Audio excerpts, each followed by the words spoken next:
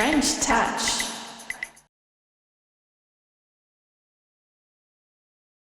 Bonjour, alors on a peut-être quelques minutes d'avance, mais vu que la salle est pleine, on va pouvoir se permettre de démarrer. Bienvenue, merci à tous d'être aussi nombreux à nos côtés pour cette table ronde. Alors c'est la créativité humaine sous toutes ses formes qui est à l'honneur aujourd'hui entre les murs de We Are French Touch, mais pour cette discussion, nous voulions explorer avec vous un autre type d'intelligence qui ne lui est pas concurrente, qui s'impose de plus en plus comme un allié. Je veux bien sûr parler de l'intelligence artificielle générative. Le mot est sur toutes les lèvres, il déchaîne les actualités et les opinions. Mais bien souvent, l'IA générative est un peu cantonnée à sa fonction certes impressionnante de catalyseur de productivité. Elle permet de produire des contenus instantanément, dans des volumes illimités ou presque, sans effort, sans compétences techniques. Pourtant, l'IA générative est aussi un véritable choc de créativité. Et c'est ce que nous voudrons souligner aujourd'hui. Comment les algorithmes et les données sur lesquelles ils s'appuient nous permettent de repousser les frontières de notre créativité, de faire de nous des créatifs augmentés, en quelque sorte.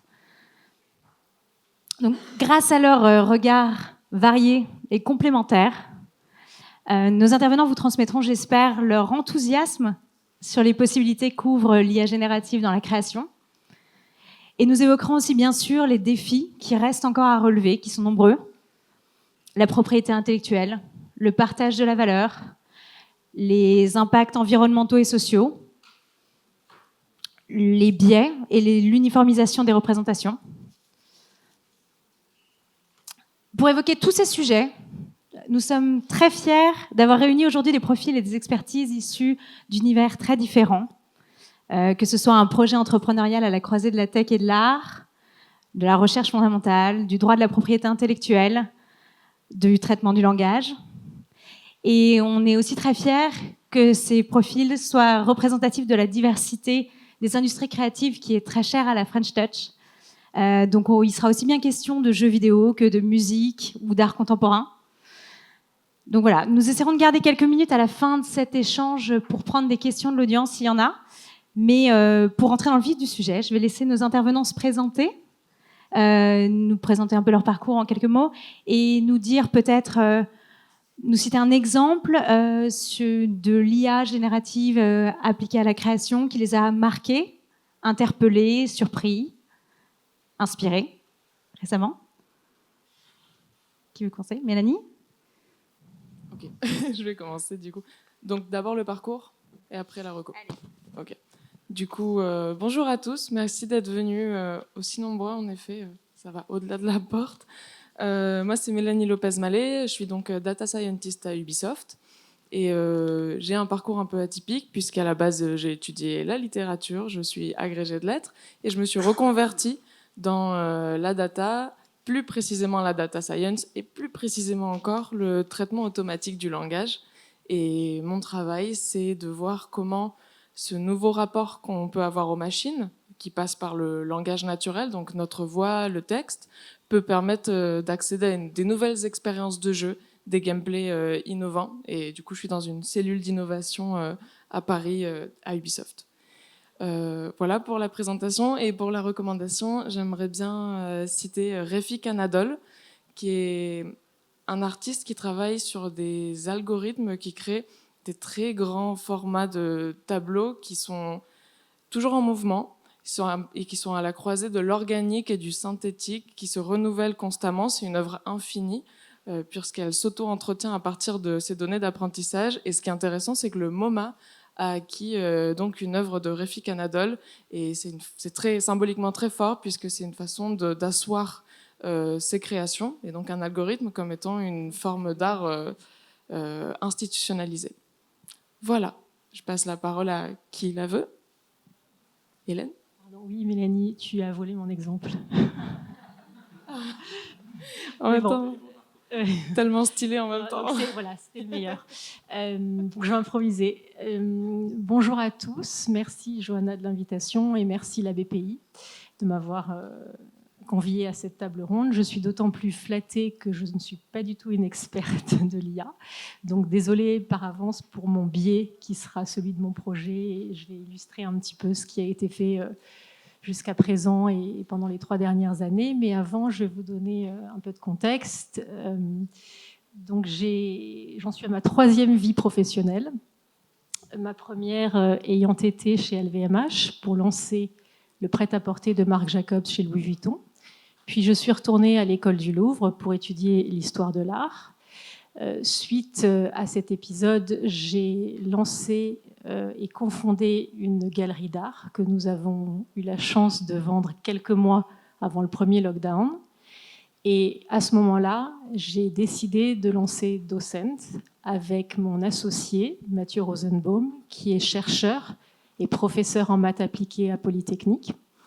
Et tous les deux, nous avons conçu Docent. Alors Docent, c'est la première application mobile complètement personnalisée grâce à l'intelligence artificielle qui permet de découvrir et de collectionner de l'art contemporain. Donc ça, c'est pour mon parcours. Et pour l'exemple qui m'a bluffé, donc il y en a certains, pour pas commencer par l'art contemporain, peut-être celui dans le cinéma d'Harrison Ford qui a été rajeuni de 40 ans pour le dernier Indiana Jones. Et en fait, je suis bluffée parce que ça veut dire qu'on va pouvoir ressusciter des acteurs. Voilà. Et dans l'art contemporain, pour finir, effectivement, il y a plein d'applications géniales. Je pense à la dernière d'OpenAI qui s'appelle Outpainting et qui permet en fait, à partir d'un sujet identifié, de faire une projection de ce sujet, en fait, d'un environnement. Et l'exemple auquel je pense, c'est la jeune femme à la perle, la jeune fille à la perle, qui a été en fait replacée de Vermeer, qui a été replacée dans son contexte de 1655. Et alors là, je suis un peu choquée par le biais quand même, parce qu'elle a été replacée dans une cuisine. Donc, voilà. Donc, mais je suis impressionnée par contre par la technique derrière, moins académique. Et pour faire la transition sur tout ce dont on va parler, justement, ça pose la question du sens de la création. Bonjour à toutes et à tous. Adrien Badevant, moi je suis avocat spécialisé sur les sujets de data, d'IA et de propriété intellectuelle et membre du Conseil national du numérique. C'est une commission indépendante mais nommée par le Premier ministre pour réfléchir à l'impact des technologies sur la société. Et dans ce cadre-là, l'année dernière, on a notamment mené avec 2 chercheurs tout un rapport exploratoire qu'on a remis au ministère de la Culture, de l'Économie et du Numérique sur les technologies immersives et les métavers. Je vais peut-être tirer mon exemple de cette mission exploratoire qui était assez intéressante. Il y a des technologies comme le NERF que je trouve assez passionnantes, c'est les Neural Radiance Field, qui sont en fait des réseaux de neurones qui vous permettent à partir de photos, donc d'images en 2D, de reconstituer des scènes de 3D. Donc c'est l'inverse du Polaroid. Vous donnez par exemple plein de photos de ce qui se passait à Paris en 1960 et vous reconstituez exactement le bâtiment dans lequel nous sommes aujourd'hui à la volée. Bien sûr, ça va se bonifier avec le temps. Je ne vous dis pas que c'est forcément en production du jour au lendemain, mais il y a quand même des entreprises assez intéressantes comme Nvidia qui ont développé Instant Nerf. Vous avez Lumia AI. Et donc, c'est très intéressant, notamment dans la création, que ce soit jeux vidéo ou après, vous pouvez rajouter des objets 3D à l'intérieur. Vous pouvez changer le décor, hiver, été, en simple switch. Donc, je pense qu'il y a une nouvelle ère de créativité qui est passionnante.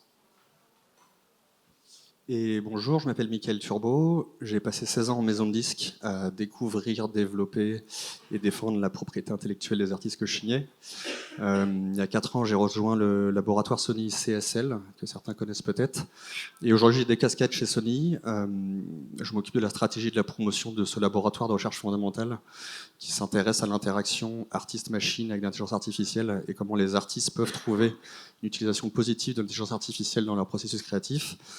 Et depuis quelques mois, je m'occupe aussi de toute la coordination de l'utilisation de l'intelligence artificielle pour l'audio, la musique et l'intelligence artificielle pour la stratégie plus industrielle de toutes les entités Sony dans le monde. Donc autant Sony Research que Sony R&D, que Sony CSL et Sony AI. Voilà. Et dans un événement qui m'a pas mal marqué ces derniers mois, c'était au moment où il y a eu ce morceau de Ghostwriter qui a volé la voix d'un artiste, enfin de 2 artistes, pour mettre ce morceau en ligne, et toute la presse était là à dire que ce n'était que du vol et qu'ils étaient en train de tuer les artistes et la créativité.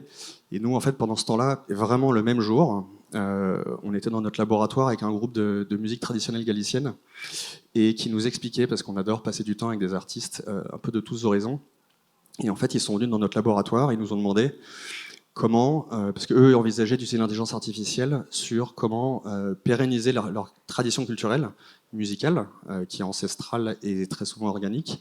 Et en fait, ils s'intéressaient beaucoup et à comment un peu moderniser leurs instruments, parce qu'ils ne peuvent pas le faire avec des instruments qui sont disponibles, que ce soit les synthétiseurs ou les plugins ou les softwares qui sont disponibles à la vente. Et aussi, notamment par rapport à la voix, sur le fait qu'ils étaient avec la famille d'une défunte, une chanteuse historique traditionnelle féministe galicienne qui était décédée. Ils étaient en train de travailler avec la famille sur comment refaire vivre cette voix, parce qu'apparemment elle avait encore des choses à dire, et d'un point de vue culturel et d'un point de vue sociétal, on va dire.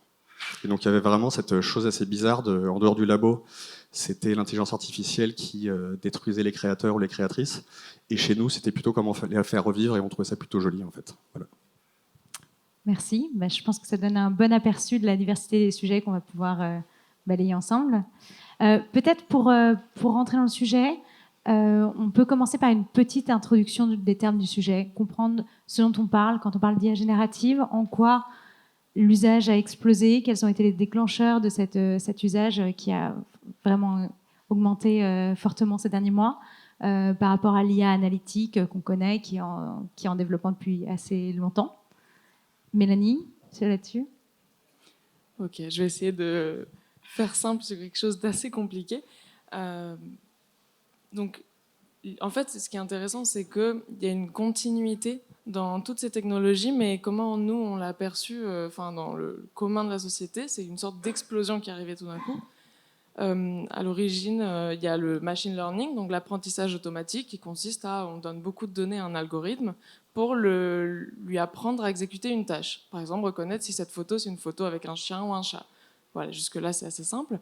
Ce qui s'est passé, c'est qu'on a créé des algorithmes de plus en plus grands, qui avaient de plus en plus de paramètres et qui stockaient de plus en plus d'informations. Donc la complexité des tâches qu'ils arrivaient à effectuer était de plus en plus grande. Notamment, ce qui est représentatif, c'est qu'ils étaient capables d'interpréter et de produire du langage humain. C'est très compliqué, le langage humain. C'est un système imparfait, tout le temps en mouvement, hyper lié à qui l'utilise, quand, dans quelle situation. Donc, tout le monde a appris des langues ici. C'est vraiment complexe de se projeter dans cette logique-là. Et du coup, on a eu des sortes de boîtes noires, très grandes boîtes noires mathématiques, où on avait donné plein d'informations, de données, qui permettent du coup d'exécuter des tâches plus complexes. Ça peut être, je donne du texte en entrée, j'ai du texte en sortie, ou je donne du texte en entrée et j'ai une image en sortie. Et c'est là que c'est hyper intéressant. C'est que dès le moment où on part sur un espace commun mathématique, vectoriel, on peut traduire un concept en texte, en image ou en musique, en passant par cette fameuse boîte noire qui sert ici de traduction sur la base commune de la donnée, parce que pour un algorithme, du texte ou de l'image, c'est de la donnée. Pourquoi il y a un boom? C'est parce que en fait, c'était ChatGPT qui a fait exploser ça par la dimension conversationnelle. Moi, ça fait des années que je travaille sur ces algorithmes, dans mon coin, parce que ça me passionne, et jusque-là, ça n'intéressait pas grand monde. Enfin, c'était rigolo, quoi. Et il y a un moment où on s'est dit, attends, mais je peux lui parler, et ce n'était plus compléter un texte ou reproduire un texte, c'était je peux interagir. Et du coup, je pense que cette couche d'interaction naturelle avec la machine et d'anthropomorphisation qui a lieu aussi, parce que dès le moment où on parle, on fait quelque chose de très humain, et de le faire avec une machine, c'est révolutionner notre façon d'effectuer des tâches informatiques. Et je pense que c'est là où il y a eu une prise de conscience qu'on était face à quelque chose de très nouveau et de très fort, et des sensations même inconnues de mais quelle est cette chose qui me répond? Donc voilà pour le petit topo, j'espère que c'était clair, et sinon il y aura des questions à la fin. N'hésitez pas à réclamer. Merci. Alors pour rentrer justement dans ce qui cristallise un peu le débat sur l'IA générative dans la création, on entend partout que l'IA peut-être remplacerait les créatifs ou prendrait une part de leur travail.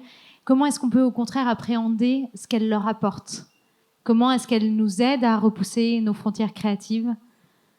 Michael, peut-être un éclairage sur ce sujet? Nous, ce qu'on essaye de faire, et ça ne marche pas encore très bien, parce qu'on en est encore assez loin de l'IA vraiment utilisée pour de la production musicale, c'est beaucoup plus compliqué de faire de la production musicale avec de l'IA que sans IA. Nous, ce qu'on essaye de faire, en tout cas sur notre philosophie, c'est même s'il n'y avait pas beaucoup d'autopromo, c'est quand même important de voir la philosophie de certains laboratoires par rapport à l'IA. C'est que, comme on s'appelle Sony, on est quand même vigilant avec toute la propriété intellectuelle et tout le fait que Sony Music Publishing signe des artistes.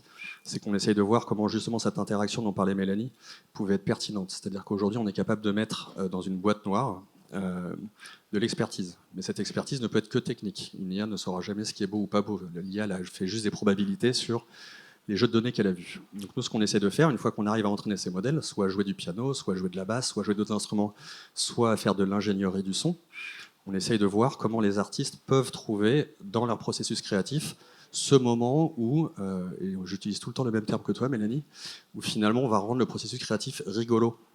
Parce que très souvent, faire un morceau, entre l'idée d'avoir un morceau et avoir son morceau sur Spotify, il y a la partie créative, mais aussi il y a toute la partie expertise technique extrêmement compliquée.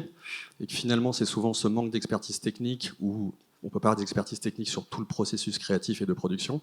C'est comment rendre ce processus très compliqué, ludique, pour, tu le disais toi, être peut-être plus productif. Mais nous, on se bat contre l'association du mot productif et aller plus vite ou aller plus vite au point d'arrivée. C'est-à-dire que quand on permet à des IA d'aller plus vite dans certains domaines d'expertise, nous, on le voit que comme un moment privilégié où on peut plus explorer et plus prendre de risques, et donc faire des choses nouvelles. En tout cas, voilà, c'est ce qu'on essaie de faire. Intéressant. Et au-delà du coup des phases d'idéation et de production où l'IA générative est en cours de déploiement, elle peut aussi permettre de valoriser plus facilement les contenus. Et donc, ça peut aussi permettre aux artistes d'établir un lien plus de proximité avec leur public. Hélène, je pense que c'est quelque chose que vous explorez pas mal aussi. Oui, absolument. Alors, effectivement, chez Docent, mais même avant Docent, en tant que total néophyte dans l'art contemporain, et quand j'ai commencé à regarder de façon obsessionnelle pour pouvoir m'acheter une œuvre avec mon premier salaire chez LVMH, j'ai compris à quel point c'était super difficile en fait d'avoir accès à cet écosystème très compliqué, très codé et très exclusif, très élitiste. De l'autre côté de la barrière, en ayant eu une galerie, j'ai compris aussi la difficulté de reach out à une nouvelle audience. Et en fait, pour ces deux raisons-là, on a créé Docent, et notamment pour répondre ponctuellement à ta question des artistes et du phénomène de blockbusterisation qu'on vit dans toutes les industries, j'imagine, de la musique, du cinéma, etc. Il y a exactement la même chose dans l'art contemporain. C'est-à-dire que les réseaux sociaux vous enferment, nous enferment dans une sorte d'echo chamber où on finit par découvrir ce que d'autres découvrent. Et on est enfermé dans un périmètre de goût. Et donc, ce qu'on a essayé de faire, et je pense qu'on a réussi à le faire avec Docent, c'est d'arriver justement à lutter contre ce phénomène de blockbusterisation pour apporter de la lumière à des artistes qui n'en ont pas ou pas encore, de façon totalement internationale. Et peut-être que je rentrerai après dans le détail de comment on a fait en utilisant des techniques de NLP et de computer vision.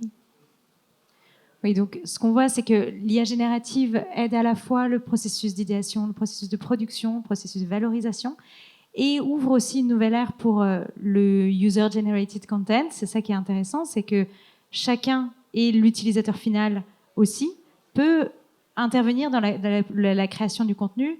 Mélanie, je crois que vous travaillez beaucoup là-dessus chez Ubisoft. Peut-être, est-ce que, sans trahir les secrets d'Ubisoft, nous en dire peut-être un tout petit mot sur le rapport entre le joueur et le jeu, comment ça va évoluer? Alors, j'oserais pas dire comment ça va évoluer. Je lis pas dans l'avenir. Comment ça pourrait évoluer? Alors, je veux bien en parler. On est dans une phase d'exploration et de compréhension. On n'est pas plus en avance. On essaie aussi de comprendre ce qui se passe et de comprendre comment ce qui se passe peut transformer les jeux. Par rapport à la créativité, ce qui est intéressant, c'est plutôt que dès le moment où il y a une machine qui crée, Ça ne veut pas dire qu'elle remplace le créatif, parce que le processus à l'œuvre n'est pas le même. Il n'y a pas une démarche de créativité, il n'y a pas une intention derrière. Et l'intention, elle vient souvent de l'humain qui va utiliser cette machine. C'est un peu comme... Et c'est pas la démocratisation qui peut tuer la créativité. Je prends souvent l'exemple de la photo. C'est pas parce qu'en un clic, on peut saisir un instant qu'on est photographe, et c'est pas parce qu'on a tous un appareil photo sur nos téléphones qu'on fait tous de l'art. Donc c'est beaucoup plus complexe.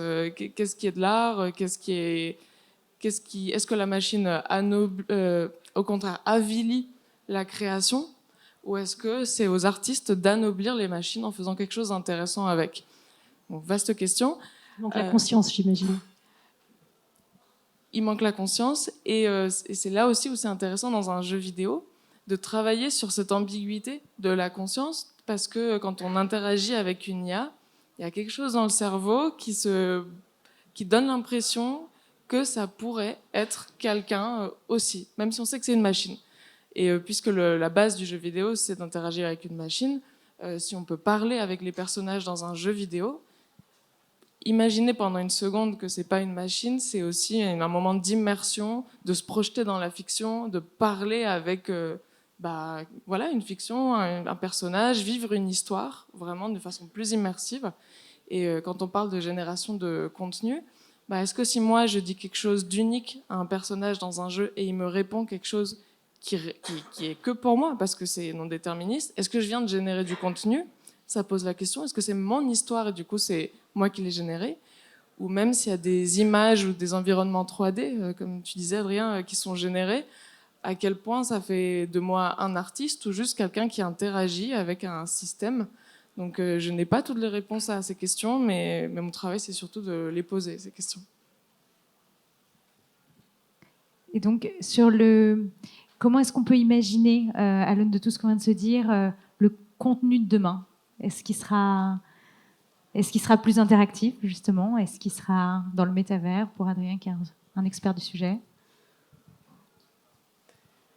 Il y aura de plus en plus de données de synthèse, c'est-à-dire que toutes nos interactions, que ce soit avec des outils comme ChatGPT, DALL-E, Midjourney, à la fin, vous entrez une donnée à l'intérieur, une requête, un prompt, ça c'est un input, ça va dans un modèle pour simplifier, puis il y a un résultat, un output qui sort. Le résultat qui sort, il est généré à l'aide de votre requête, mais par le modèle, et on va forcément dans un monde où de plus en plus de données qui vont être générées vont être des données qu'on peut appeler des données de synthèse ou de données synthétiques qui vont elles-mêmes devenir une nouvelle alimentation par rétroaction sur le modèle. Donc il y a la question de savoir, après-demain, dans un monde avec des expériences un peu plus hybrides, quelle va être la qualité du contenu aussi, qui va nourrir et qui va réalimenter les algorithmes. Et c'est très intéressant parce que c'est comme tu le rappelais, ça fait 75 ans que ça existe, l'IA générative, depuis c'est plus 2017. Et ce à quoi on assiste, c'est pas un choc technologique, c'est une démocratisation de la technologie. Il y a 100 millions d'utilisateurs de ChatGPT entre décembre 2022 et janvier 2023. C'est surtout cette démocratisation qui arrive. Et donc, aujourd'hui, ces outils, quand vous les promptez, il y a une homogénéisation un peu du résultat de sortie. Vous pouvez pas encore toujours déterminer lorsqu'une image a été générée à l'aide d'un outil d'IA génératif ou non, mais vous voyez que via certaines solutions, il y a quand même une homogénéisation. Donc, je ne peux pas non plus, avec une boule de cristal, dire ce que ça sera demain, mais je pense qu'il y a cette question qu'on doit avoir sur à quel point on va devoir afficher qu'une donnée a été générée à l'aide d'un certain outil ou pas, et à quel point on va pouvoir aussi détecter certaines sources d'informations, de contenu. Et je finirai juste par dire que c'est un sujet qui est très complexe, parce qu'aujourd'hui on parle d'IA générative, mais toute personne tech vous dira que c'est du machine learning ou du deep learning, donc ce ne serait pas ce terme-là qu'ils utiliseraient. Et c'est d'autant plus complexe que c'est plus un sujet technique, c'est un sujet de société. Il faut le voir on ne connaît pas tout ce que chacun fait dans la salle, mais c'est très transversal, j'en suis certain. Ça devient un sujet aussi qui est clivant, parce qu'on a parlé d'aspects quasiment ontologiques avec l'anthropomorphisation, mais il y a plein de questions que ça pose sur le rapport qu'on a à la créativité, et après il y a des questions très opérationnelles. Vous êtes dans une organisation, est-ce que vous avez le droit d'utiliser ces outils? Est-ce que vous le dites à votre direction? Il y a tout ce qui se développe en ce moment qui s'appelle le shadow IT, c'est-à-dire d'utiliser ces outils sans vraiment en parler. Et au lieu d'avoir des positions très clivantes où asymétriquement caricatural en disant de manière dichotomique oui ou non. Il faut surtout partir des usages. Et je pense qu'il faut se garder de préjugés de ces outils, parce que si vous regardez historiquement ce qui s'est passé avec l'apparition de la photographie ou du cinéma, au début, ce sont aussi des arts qui étaient très très mal vus. Le cinéma, c'était très décrié. C'était vu par rapport à ce qui pouvait exister dans du théâtre vivant, c'était considéré comme quelque chose d'abominable. Et donc, sans savoir ce que chacun pense, je dirais juste de manière collective, il faudrait qu'on garde l'esprit très ouvert là-dessus. Ça ne veut pas dire que vous utilisez, que vous cautionnez, mais participer à cette co-construction sans précalquer trop de jugements au départ, je pense. Ouais. Et pour tirer encore un peu la pelote de ce qu'on se dit là sur le contenu de demain, tu parles d'homogénéisation. On parlait tout à l'heure avec Mickaël de certaines cultures aussi qui sont peut-être moins représentées. Comment est-ce qu'on évite de tomber justement dans une uniformisation des représentations qui semble inévitable quand on s'imagine justement le biais de l'algorithme qui reproduit la donnée? Hélène ou Mickaël, peut-être sur ce sujet? Alors je pense que c'est une question qui est assez compliquée, c'est-à-dire que si on va vers des biais, ça veut dire qu'on n'a pas la diversité de toutes les données qui sont disponibles. Et donc évidemment, le contenu généré à la fin ne sera pas représentatif, on va dire de la culture musicale générale. Donc comment éviter ça? C'est une question qui est un peu compliquée, c'est-à-dire que les détenteurs, les ayants droit de contenu, doivent à la fois bien évidemment protéger au maximum l'utilisation de leur propre contenu, protéger les détenteurs de ces droits, mais à la fois d'essayer d'accompagner au mieux l'entraînement de ces modèles, parce que ça leur permettrait de participer à ces entraînements, de pouvoir donner leur avis, et de pouvoir être sûr qu'à la fin... Donc c'est un peu compliqué, c'est qu'à la fois ils doivent se battre pour protéger leurs droits, mais à la fois il faut qu'ils y aillent, et qu'ils participent, et qu'ils fassent partie de la discussion. Donc c'est un moment un peu compliqué, c'est-à-dire qu'au moment, on est un peu au moment pivot, où il y a énormément de discussions. Aujourd'hui, la majorité des discussions est sur le terrain de l'utilisation des données qui sont protégées. Il faudrait que cette discussion soit positive, c'est-à-dire surfer sur la vague plutôt que vouloir la casser, parce que je pense que ça sera compliqué de la casser, et on le voit notamment nous. C'est-à-dire qu'aujourd'hui, on parle de données de la SACEM, de maisons de disques, on discute avec toutes ces personnes-là, mais il y a énormément de producteurs de contenu qui sont libres de droit, enfin pas libres de droit, si on les achète, on a le droit de les utiliser, et que ça a plutôt tendance à aller dans cette direction-là, ce qui veut dire que, effectivement, le contenu dit professionnel et de qualité risque d'arriver un peu en retard dans l'entraînement de ces modèles. Je ne sais pas ce que tu en penses, Mélanie. Enfin, je ne sais pas si c'était trop dans la... D'ailleurs. Non, mais j'ai des constats vraiment très similaires. Et c'est que la clé un peu dans tout ça, c'est d'inclure les créatifs. Et la première étape, c'est de se confronter aux questions. C'est de ne pas avoir peur de leur peur, de leurs doutes. Enfin, les craintes sont légitimes, l'inquiétude aussi. Et c'est aussi important d'avoir du recul sur cette technologie qui, pour moi, est devenue quotidienne, en ayant leur point de vue, de me soumettre aussi à ce jugement. C'est très sain.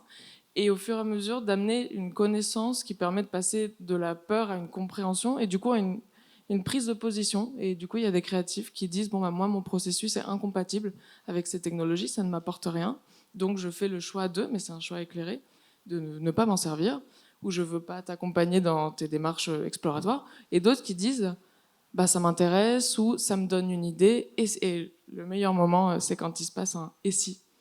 Et si on pouvait faire ça? Et si tu penses que... Et à partir de là, on construit ensemble un projet, on invente même une façon d'utiliser ces technologies. Et c'est là où, dans ce cercle vertueux, qu'on pourra arriver à du contenu de qualité vraiment. Hélène, vous travaillez aussi beaucoup chez Docent à aller à l'encontre justement du biais naturel de l'IA générative, de l'IA classique d'ailleurs, de proposer toujours les mêmes boucles de contenu aux mêmes personnes. Oui, absolument. Et en fait, ça revient un petit peu à ce que tout le monde disait autour de la table, mais particulièrement à ce que tu disais, Mélanie, dans le fait que pour moi, et chez Docent en particulier avec l'équipe, vraiment le point hyper important, c'est que les scientifiques, donc les data scientists et les machine learning engineers, travaillent main dans la main, mais vraiment au quotidien, c'est pas juste un concept, avec les historiens de l'art, et je vous donnerai quelques exemples après si on a le temps. Mais l'idée, et encore une fois pour répondre à ta question sur les biais, en fait, et le fait qu'on finisse par être enfermé dans une echo chamber avec ce contenu, c'est que nous, la façon dont on a adressé ce problème, c'est de ne pas utiliser, comme certaines plateformes culturelles ou réseaux sociaux, de ne pas utiliser des algorithmes, désolé pour les anglicismes, mais de collaborative filtering. Mais en fait, si tu aimes Picasso, tu vas aimer Kondo, par exemple. Mais au contraire, de vraiment reprendre la recherche au tout début avec des historiens de l'art et en fait de construire des algorithmes qui, premièrement, sont capables de reconstituer des clusters d'œuvres qui visuellement se ressemblent. Et encore une fois, je vous donnerai un peu plus de détails après si on a le temps, mais aussi des algorithmes de NLP qui sont capables de screener en fait des millions de textes et d'identifier des mots qui qualifient la pratique d'un artiste pour ensuite faire des connexions profondes entre les artistes et leurs pratiques et ensuite recommander en fonction du goût, vraiment du goût personnel de l'utilisateur ou du potentiel collectionneur ou du art lover, de lui recommander un contenu vraiment personnalisé qui ne dépend pas de comme un tel, tu as aimé Picasso, donc tu vas aimer Kondo, donc on va te recommander Kondo, mais aller vraiment bien au-delà, et bien au-delà justement de cette echo chamber qui, quand les algorithmes de recommandation fonctionnent de cette façon, finissent par enfermer dans une... Et en fait, c'est une sorte d'isolement culturel. Donc voilà comment nous, on a procédé. Pour rebondir sur ce qui a été dit, et notamment sur ce que tu disais, Mickaël, je pense que ce qui serait très stérile pour l'écosystème français européen, c'est dans les prochaines années d'avoir, et dans les prochains mois, un débat entre ceux qui éditent ou qui détiennent des bases de données de contenu versus ceux qui développent des algorithmes, en disant, puisqu'il y a une inégale répartition de la valeur, vous ne pouvez pas apprendre et entraîner sur nos contenus, puisque toutes les procédures qui seront en cours, vous allez aux US, au UK, n'importe où, contre DeviantArt, contre Midjourney, etc., elles ne sont pas prêtes d'être résolues. Ce qu'il faut avoir, c'est un débat constructif. Je prends un exemple. Déjà, technologiquement, il faut bien dissocier les différentes phases. Vous avez une phase de pré-entraînement de l'algorithme qui est différente de la phase où vous allez peut-être l'affiner, le fine-tuner pour certains cas d'usage, et la phase de déploiement ou d'utilisation quand vous le promptez.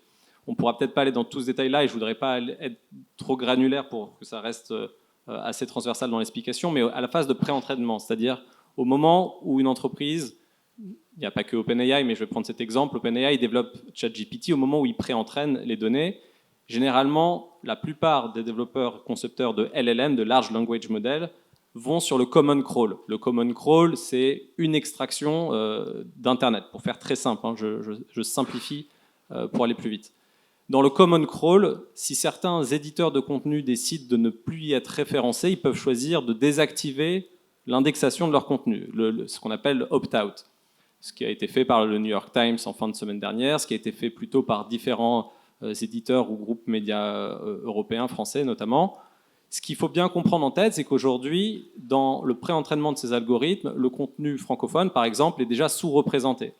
Si tout le monde opt-out de Common Crawl, vous pouvez être certain qu'en termes de résultats générés, il y aura véritablement très peu de contenu qui aura été entraîné sur du contenu français. Ce qui pose une question très large de diversité du contenu sur lequel c'était entraîné, diversité linguistique, culturelle. Donc, je suis d'accord avec la façon dont, Mickaël, tu le mettais un peu en balance. Ce sont des sujets qui ne sont pas simples, puisqu'il faut à la fois qu'il y ait une juste répartition de la valeur créée, mais je pense aussi qu'il ne faut pas avoir des positions qui soient fermées, parce que ce qui risque de se passer, sinon, c'est les éditeurs qui disent écoutez, moi, ma donnée d'entraînement, c'est ce qui va vous permettre de tout faire, alors qu'on n'a pas réussi à quantifier la valorisation. Si vous êtes un éditeur d'articles d'actualité, le contenu peut toujours être intéressant à lire dans un mois, un an, mais il n'aura peut-être aussi pas du tout la même valeur. Donc après, il faut qu'il y ait des raisonnements aussi économiques sur la valeur des contenus par rapport aux tokens utilisés. Et il faut bien dissocier les questions entre le pré-entraînement, le fine-tuning et l'utilisation, parce que je ne pourrais pas aller dans tout ce détail, mais juridiquement, en termes de propriété intellectuelle ou de données d'entraînement, ça ne pose pas du tout la question de la même manière. Je voulais juste mettre un petit holà sur quand on dit qu'avec l'IA, il va y avoir une uniformisation des contenus générés, dans le sens où je comprends ce que tu dis par rapport notamment à la session de ChatGPT, est-ce qu'on va tous avoir finalement les mêmes réponses aux mêmes questions? C'est que par contre, on essaye, nous, de rendre justement l'exploration créative plus simple et de pouvoir permettre aux gens de prendre plus de risques. Et que finalement, on s'en rend compte, notamment, les gens ne le savent pas, mais on fait des synthétiseurs avec de la synthèse neuronale. Donc on a appris à une intelligence artificielle à juste générer des sons de synthétiseurs, et qu'à force de travailler avec des créateurs et des créatrices, on s'est rendu compte que leur processus créatif avait changé, qu'ils passaient beaucoup plus de temps à être créatifs, à générer des sons qui n'étaient pas possibles de faire avant, ou des sons qu'ils n'auraient jamais pu entendre avant, sans finalement cette interaction créateur-créatrice et machine.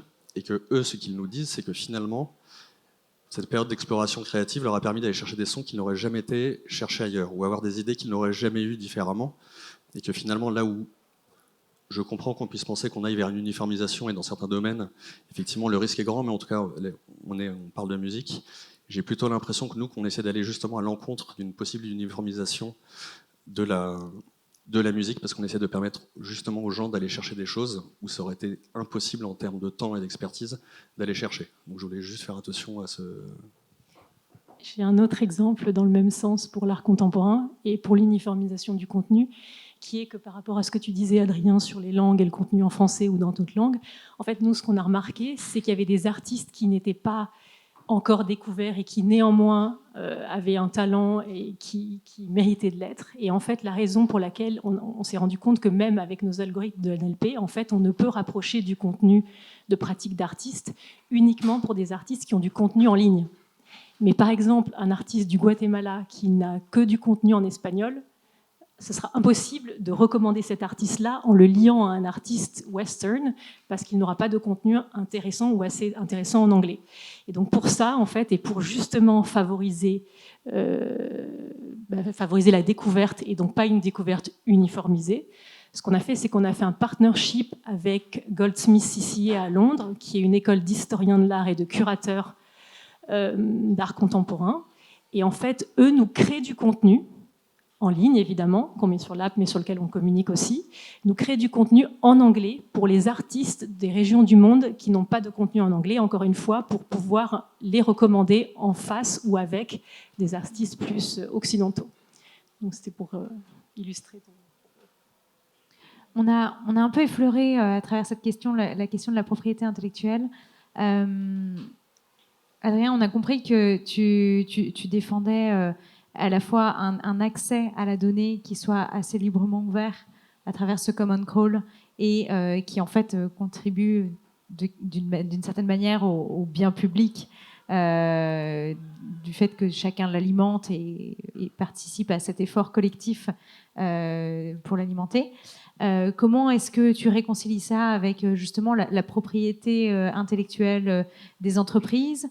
S'il y a des créatifs dans la salle, quelles recommandations est-ce que tu leur ferais pour que justement leur contenu, de manière très très pragmatique, ne soit pas utilisé pour entraîner des modèles et ne puisse pas se retrouver trop directement dans un output qui serait généré par de l'intelligence artificielle?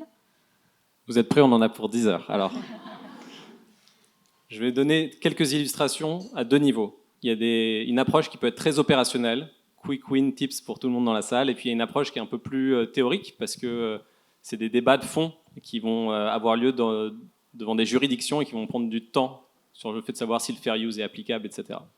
D'un point de vue très opérationnel, déjà, avant d'utiliser un outil, savoir à quoi sert l'outil.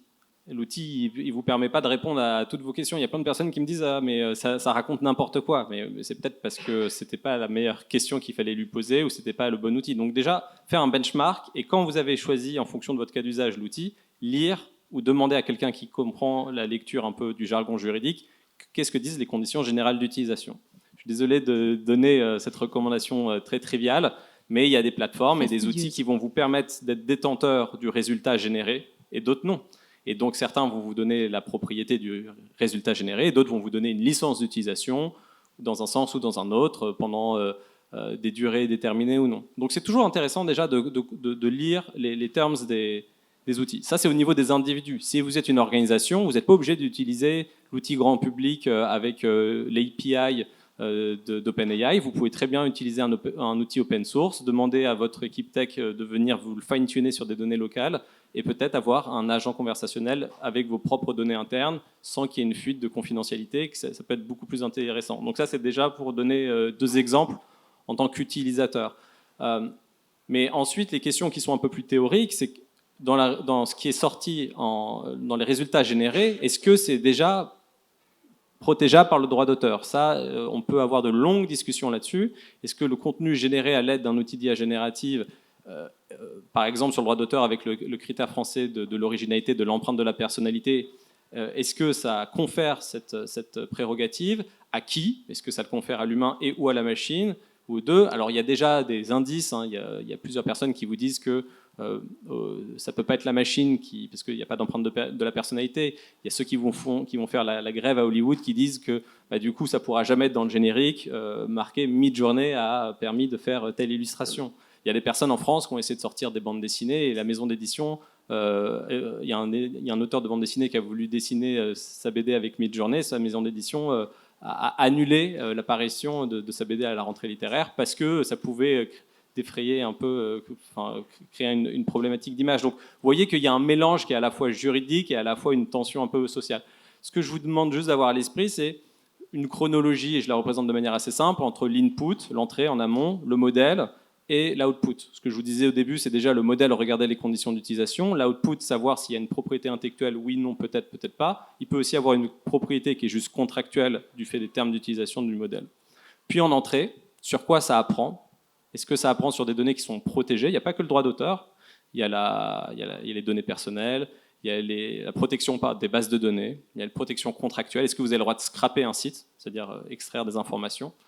Il y a des contentieux très connus entre Opodo et Ryanair parce qu'ils n'avaient pas le droit de scraper, de mettre des petits robots qui allaient chercher les horaires de vol parce que c'était interdit par le contrat de la plateforme. Donc vous avez plein de questions juridiquement, c'est assez foisonnant. Et c'est pour ça qu'il faut bien comprendre la chaîne de valeur économique, la chaîne de valeur technique, avant de dire de manière juste calquée, oui, il faudrait qu'on soit propriétaire de tel bout ou de tel autre. Donc, pour finir et pour pas être trop long, parce que les avocats parlent toujours trop longtemps, en input, vous avez des questions de propriété intellectuelle, mais aussi de ce qu'on appelle de text and data mining. C'est la possibilité de pouvoir faire passer un algo pour détecter des patterns. Et je pense que ça va révolutionner la conception qu'on a aussi de la propriété intellectuelle, parce qu'on parle de traitements qui sont statistiques. Et l'algorithme, il n'est pas nécessairement en train de reproduire l'œuvre pour en bénéficier en tant que diffusion. Au Japon, ils ont tout un régime juridique qui disent que quand vous faites passer un algorithme et que l'algorithme il n'est pas fait pour enjoy the artwork, c'est pas en train de contrefaire des prérogatives de droit d'auteur. Donc il y a pas mal de curseurs qui vont faire l'objet de débats de fond assez intéressants. Alors, je ne suis pas avocate du tout, mais je trouvais ça intéressant d'avoir aussi un éclairage au niveau de vraiment comment les artistes s'emparent de ces technologies et qui rend tout très compliqué. C'est qu'en général, il y a un va-et-vient entre plein d'outils. Et c'est ça aussi qui est passionnant, c'est qu'ils vont utiliser un algorithme, puis repasser dessus à la main, puis utiliser un autre algorithme, puis utiliser un de leurs outils qu'ils ont classiquement. Donc, par exemple, on peut avoir des idées. Voilà, il y a un concept, on génère des images, on en garde une, on change le style, on change les couleurs, on retouche avec Adobe. Après, à la main, on refait des trucs dessus. Peut-être on va faire un collage. On régénère à partir de cette image, ou on le mixe avec une autre image. Et à partir de là, on commence à se demander, du coup, qui est le créateur? Si j'ai passé 50 heures sur Midjourney, est-ce que je mérite d'être nommé créateur alors que c'est la machine finalement qui a fait le travail quelque part? Et souvent, le travail d'un artiste, il a plein d'étapes. On est très loin de j'appuie sur un bouton et pop, il y a quelque chose qui apparaît. C'est rarement super et en plus, on le détecte. Donc c'est là aussi où ça pose la question. On parlait d'uniformisation, de la patte créative des machines. Un des défis que j'ai dans mon travail, c'est de parler à des IA, mais qu'on ne sente pas que c'est des IA. Qu'on ne sente pas le style chat GPT-ish qui fait que tout de suite on se dit oh, c'est insupportable, je veux plus parler à cet être, mais qu'on ait un style, qu'on ait quelque chose d'authentique. Et enfin bref, je ne vais pas rajouter de la complexité là-dedans, mais si en fait j'en rajoute une couche. Je pense que ce que tu viens de dire est hyper important en fait, c'est qu'il faut vraiment faire la différence entre une IA où on va faire un texte prompt, fais-moi un morceau de hip-hop avec une chanteuse féminine, une voix féminine, et toutes les autres typologies d'IA qui existent, dans le sens faire de la musique avec de l'IA.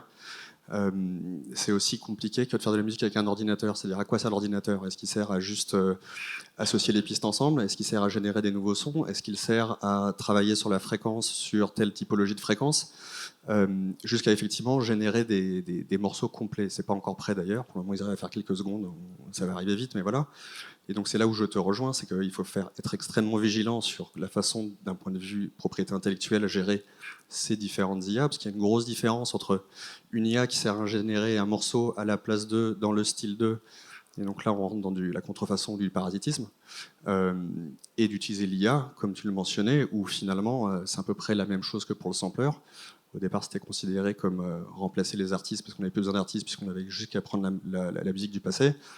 Et puis des spécialistes du sampling se sont mis à sampler des microsecondes, à les mettre dans un autre sens, à les mettre avec d'autres outils.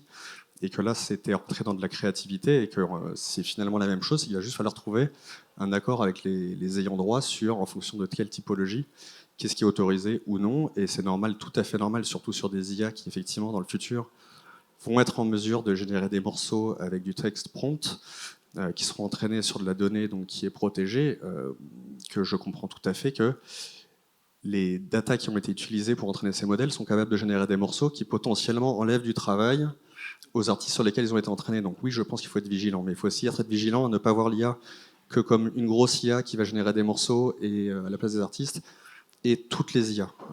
C'est un peu comme si on voyait l'utilisation d'Internet que par le prisme de Napster. Je pense qu'il y a beaucoup d'autres choses à dire et beaucoup d'autres utilisations. Finalement, c'est l'IA utilisée comme outil, finalement, pour les artistes. Ça revient à l'exemple de Rafik Anadol que tu citais au début. Et encore une fois, pas juste une IA qui génère une œuvre. Oui, et donc comment est-ce qu'on est amené aussi à repenser du coup le partage de la valeur? On a parlé de la propriété intellectuelle, mais il y a ça aussi. C'est quelle valeur est-ce qu'on attribue à la donnée qui a servi à entraîner un modèle, au créatif qui a passé 50 heures sur Midjourney et qui s'est arraché quelques cheveux pour produire sa création, à l'entreprise qui a développé le modèle et qui est propriétaire de l'algorithme. Qu'est-ce que vous avez comme réflexion sur le sujet? Nous, on fait des choses déjà très compliquées en sciences, donc c'est plutôt à toi de répondre, je crois, hein, parce qu'on n'a pas de réponse à ça. Il y a plusieurs façons de répondre. Ça me fait déjà penser à un complément sur la précédente question, c'est qu'un quick tip, c'est quand vous utilisez un outil, il y a des paramétrages dans l'outil, il y a des paramètres. Donc vous pouvez accepter ou non que toutes vos interactions avec un agent conversationnel, que ce soit les prompts ou les résultats qui ont été générés par votre interaction, soient ou non réutilisés pour une prochaine phase de réentraînement. Donc il y a plusieurs façons de paramétrer. Enfin, je veux dire, la partage de la valeur, honnêtement, ça va être. Enfin, je ne vous raconte pas le nombre de procédures qui est en cours. Donc les questions, elles sont encore très ouvertes. La réponse, elle n'est pas que juridique, elle est pluridisciplinaire parce qu'il y a un aspect économique, il y a un aspect de gouvernance. Mais vous, quand vous êtes utilisateur, déjà, enfin, je pense qu'il faut qu'on apprenne à paramétrer les outils. Il y a une littératie à avoir, c'est un mauvais anglicisme, pardon, à développer par rapport à ces outils-là. Et d'ailleurs, dans le processus créatif, c'est très différent. Il y aura très certainement beaucoup moins d'homogénéisation si les prompts sont plus sophistiqués. Donc il y a tout ça à avoir à l'esprit. D'un point de vue macro, je pense qu'il faut faciliter les espaces de discussion pour arriver. Je pense que créer des sociétés, des nouveaux mécanismes de perception à échelle est vain. Ça, c'est mon intuition personnelle. Je pense que c'est pas comme ça qu'on va y arriver. Je pense qu'il faut qu'on arrive à déterminer des mécanismes de valorisation, d'accès à la donnée et faire en sorte aussi que ces développeurs d'outils n'aient pas besoin d'aller voir chaque éditeur de contenu et inversement pour les éditeurs de contenu, sinon il n'y aura que les plus organisés qui pourront être représentés. Donc je pense qu'il faut trouver des nouvelles modalités, mais ces modalités-là ne sont pas uniquement propres au secteur industrie créative et culturelle. Vous avez la même chose en santé. En santé, quand vous avez l'AP-HP qui produit des données de santé et qu'il y a Siemens demain qui arrive dessus avec des algorithmes pour créer un jumeau numérique du cœur, la question est de savoir à qui appartiennent les données transformées, les algorithmes transformés. Donc ces questions-là, elles sont assez larges et je pense que du coup, il faut réussir à se les poser de manière encore une fois, dépassionné, surtout dans notre écosystème, qui a une richesse culturelle qui est un énorme avantage et qui a aussi souvent été dans des débats où on n'a pas toujours trouvé la solution très vite. Et donc, je pense qu'il faut qu'on évite cet enlisement-là pour pouvoir bénéficier de l'innovation aussi qui est très porteuse. Ok. Je vois que le temps file. Si on veut se garder un petit moment pour répondre aux questions, voilà, on avait tous la volonté d'ouvrir cette fin de table ronde sur des perspectives positives et justement enthousiastes pour dire à quel point les craintes qui animent beaucoup les débats publics aujourd'hui sont non pas infondées, mais en tout cas peuvent être contrebalancés par des effets positifs et une ouverture. Est-ce que peut-être chacun de vous peut dire un mot en ouverture du débat sur cette question-là, sur l'enthousiasme que suscite chez vous l'IA générative dans la création? Alors, juste un dernier exemple, effectivement. L'enthousiasme, c'est pas le mien, mais c'est celui des artistes, et je pense que c'est le plus parlant. Nous, par exemple, on a fait un projet avec un artiste, et pour revenir à l'idée de l'IA qui crée par rapport à l'IA qui est un outil, qui avait un projet génial et super intéressant que je vais essayer de donner en 1 minute, qui est qu'il a envoyé dans toutes les écoles, enfin, pas dans toutes, mais dans plein d'écoles du monde, des canvas que les élèves pouvaient fixer sur leur petit bureau et dessiner toute la journée. Il a récupéré cette canvas et l'idée, c'était de voir si on pouvait identifier des fréquences. Donc en fait, son projet s'appelle Frequencies, des fréquences d'expression spécifiques à des régions du monde. Et en fait, s'il avait dû, lui, digitaliser et cropper tous les différents signes ou symboles que les élèves ont dessinés, il aurait passé des mois et des mois. Et nous, en quelques minutes, avec des algorithmes entraînés avec du NLP et du computer vision, on a été capable de justement cropper, retirer ces patterns et ces icônes, et d'identifier des patterns d'expression entre les différentes régions du monde. Et puis des éléments qui sont d'uniformisation, justement, avec un symbole qu'on a identifié comme étant le symbole qui est représenté dans toutes les régions du monde par les adolescents, qui est le cool S, ce dollar, je ne sais pas si vous voyez, et donc qui est par exemple quelque chose, un symbole qu'on voit partout. Donc, et ce projet a été, alors après il est beaucoup plus long et riche évidemment, mais il a été présenté à la Biennale de Venise. Donc tout ça pour dire qu'il y a quand même un avenir hyper prometteur, et en particulier pour les artistes, puisque c'est ce dont on parlait aujourd'hui. Je réfléchis une note.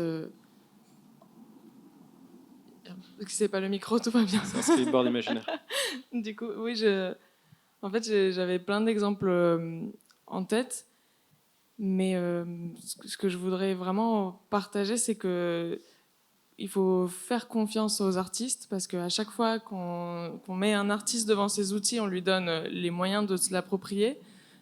J'ai vu des directeurs narratifs devenir un peu des réalisateurs de théâtre d'impro, en écrivant à des IA, non, ton personnage il fait ça, mais pas ça, il parle comme ça, si tu lui dis ça, alors il va faire ça. Et du coup, ils se projettent dans enfin, ils ont les connaissances et le talent pour le faire, mais ils ne savaient pas jusqu'à maintenant que c'est comme ça qu'ils pouvaient interagir avec une IA. J'ai vu des concept artistes l'utiliser pour essayer de repousser l'imagination, donc associer des concepts et voir ce qui se passe, un peu un truc de combinatoire pour éveiller l'imagination.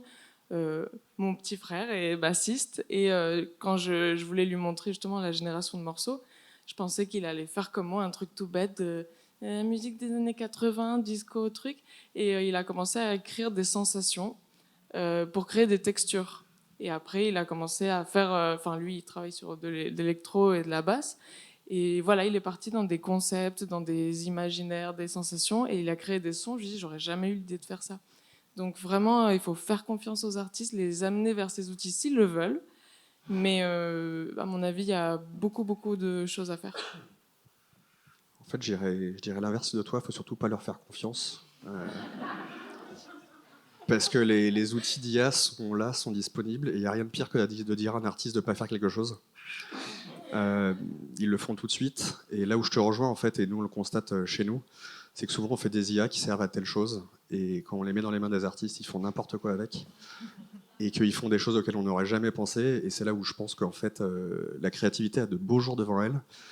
Les artistes ont de beaux jours devant eux et que vraiment, je pense que c'est un moment assez optimiste en fait et qu'on va commencer à entendre des choses complètement tarées, assez rigolotes et des choses qui étaient inimaginables parce que pas possible sans IA il y a encore quelques années. Ce cadavre esquis m'enthousiasme. Je m'arrêterai là. Est-ce qu'on a une des questions là-bas? Je sais pas si...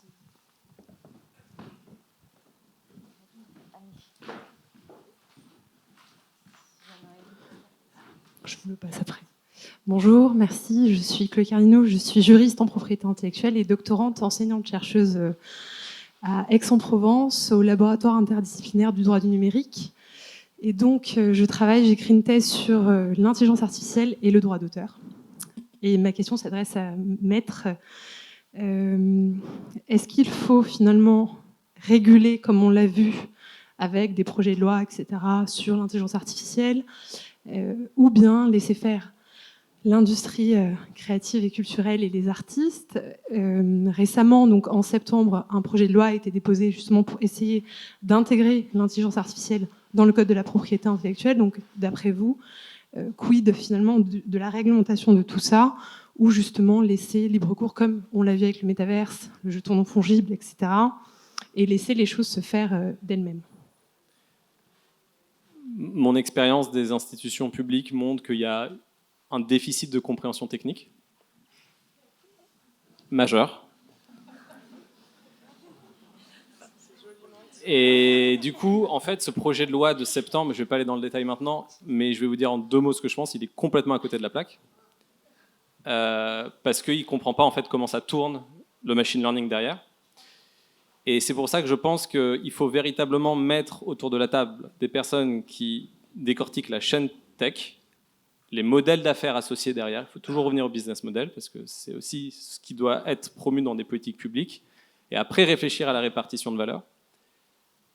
Ça, c'est mon premier feedback. Le deuxième, c'est que souvent, dès qu'il y a une nouvelle innovation, on pense que c'est le Far West. Il y a déjà un arsenal qui est assez robuste. Ça ne veut pas dire qu'il ne doit pas évoluer, mais il faut déjà réussir à appliquer l'existant.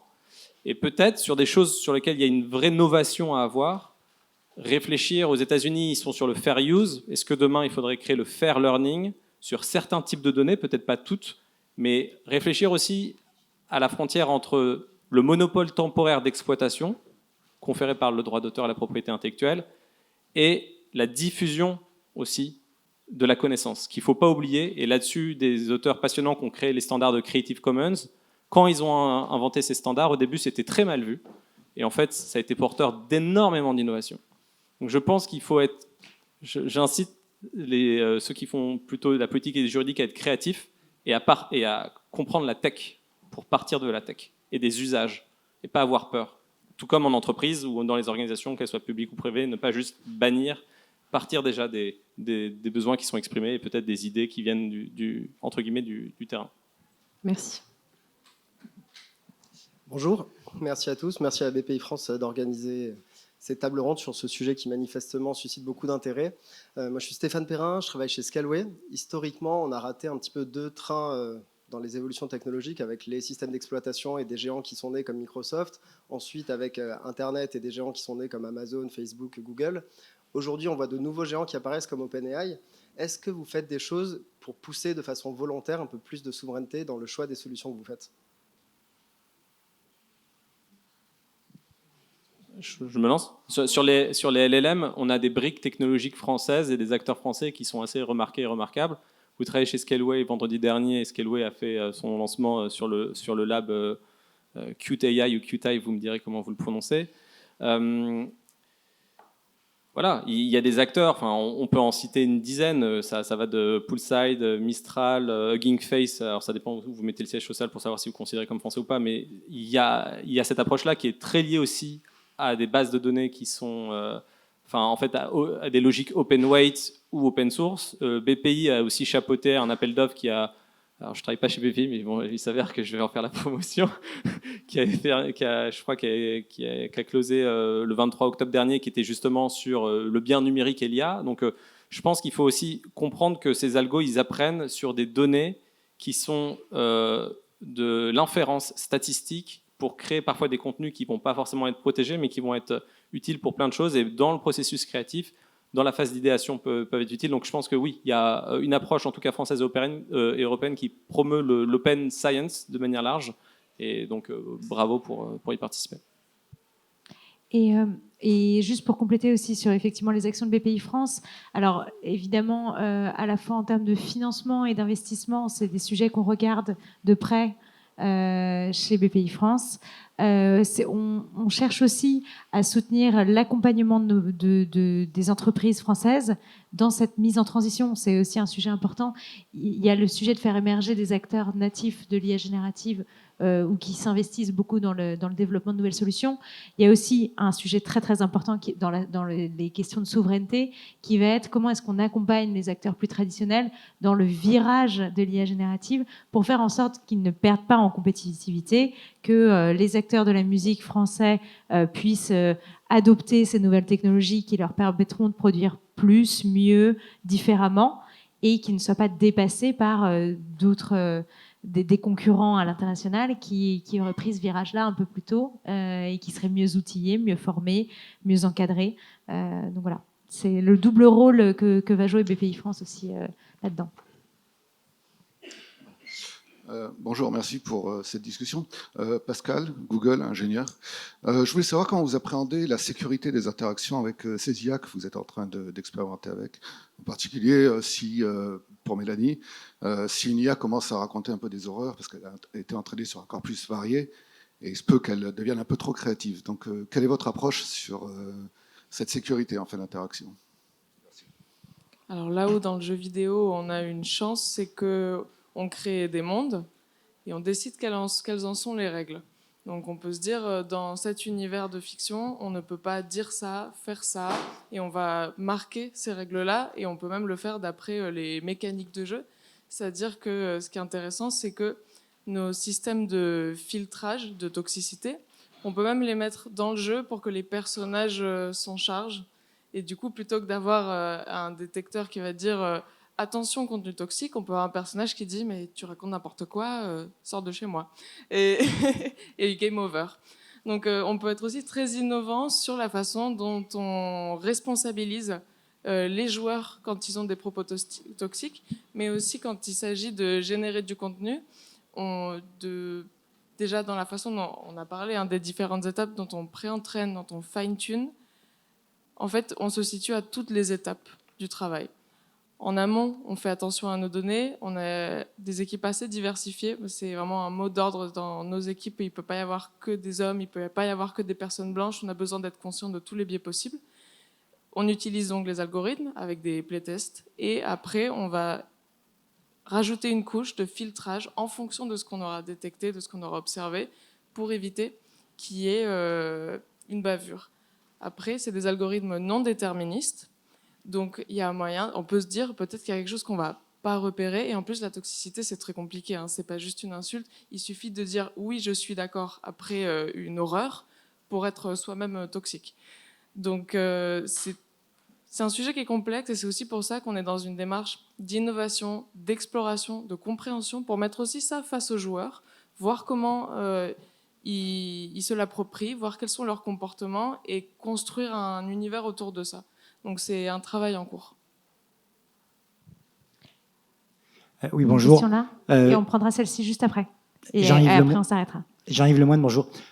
Émilie, vous avez dit que quelque chose qui avait été craqué. Émilie, vous avez dit oui. C'est Émilie, c'est ça? Mélanie. Mélanie, pardon. Excusez-moi, je suis absolument nul en prénom. Vous avez dit que ce qui avait été craqué, c'était finalement de parler à une machine et que c'était quelque chose qui avait été craqué. Donc c'est l'instruct GPT en fait chez OpenAI. Le fait de pouvoir communiquer avec une machine, effectivement, ça tout d'un coup, ça a augmenté l'entropie d'une façon assez énorme.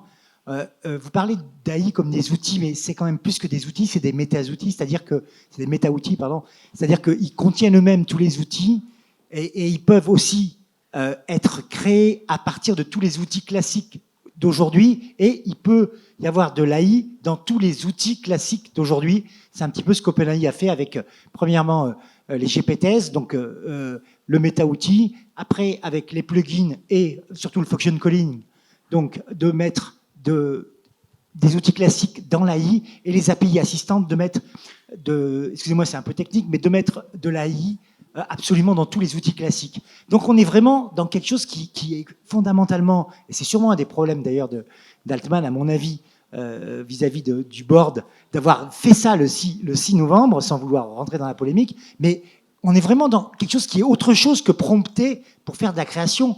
On a une possibilité qui est vraiment énorme. Effectivement, ça pose des problèmes, évidemment, éthiques qui sont encore plus énormes, mais même en termes de création, on va beaucoup plus loin. On n'est pas juste à faire une musique, on est peut-être demain à faire un jeu vidéo, à faire un film, directement, non pas en promptant, mais en assimilant un peu ces agents et ces multimodalités. Et qu'est-ce que vous voyez pour demain? Parce que finalement, ce que vous racontez aujourd'hui, c'est super bien. J'adore quand, Michael, vous dites c'est plus difficile de créer avec de l'AI que sans AI. C'est vachement intéressant, mais demain, ça va être encore plus fort. Qu'est-ce que vous voyez pour demain? On comprend que la question, c'est le vertige face à la multiplicité des solutions. C'est assez récurrent comme question, avec ou sans introduction théorique et technique. En fait, on est dans une période où il y a beaucoup de possibles, de lendemains possibles. Il y a encore beaucoup de régulations à créer, il y a beaucoup de progrès à faire, il y a des nouveautés toutes les semaines sur ce qui va se passer. Vraiment, je n'aime pas dire c'est ça qui va se passer. Je peux faire des hypothèses en voyant ce que fait la recherche, en voyant ce que font les différents acteurs, sur à mon avis, il va se passer ça ou ça. Mais je trouve ça, contrairement à ce que vous semblez penser, beaucoup plus intéressant de se dire qu'est-ce qu'on fait maintenant pour préparer ce qui vient ensuite. Et au quotidien, de prendre à bras-le-corps le problème. Parce que justement, c'est parce qu'on est trop dans la prospective et dans l'hypothèse de ce qui pourrait se passer qu'on crée de l'anxiété et qu'on se pose pas la question de bon, mais moi aujourd'hui, qu'est-ce que je peux faire, qu'est-ce que je sais, où est la connaissance. Et des fois, c'est bien d'arrêter d'aller trop loin dans le futur et se dire bon, aujourd'hui, qu'est-ce qui se passe, pour rester réaliste aussi, parce que c'est très facile de construire. L'IA et la science-fiction, c'est quand même très proche. Donc, c'est difficile de discerner à partir de quel moment on est en train d'écrire quelque chose de dystopique. Donc, tout ça pour vous dire que je n'ai pas de réponse. Je ne sais pas ce qui va se passer. Je vois, comme vous, plein de scénarios fantastiques, moins fantastiques, probablement tous à la fois.